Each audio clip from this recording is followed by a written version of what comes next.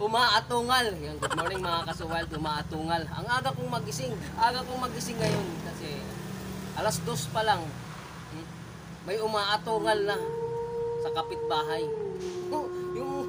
Yung masarap ang tulog mo tapos biglang may magkakantahan, no?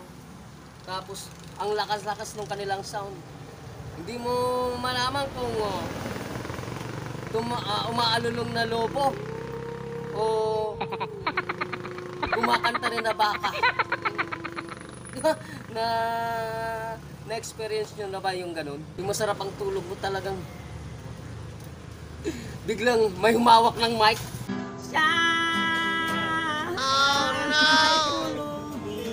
Kasunod, gagalingan na namin pagkanta. Huwag mong subukan.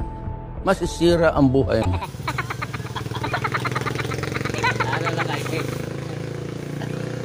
Walang respeto sa kapitbahay. Dapat may respeto tayo sa kapitbahay para yung kapitbahay mo hindi mainis sa iyo, 'di ba?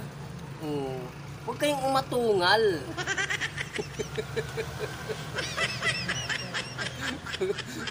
Malulong.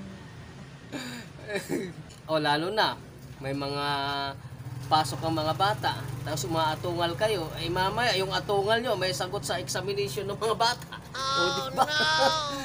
Kunting respeto. Kasi alas 2 ng madaling araw, mayroon pang tulog. Hindi lang kayo yung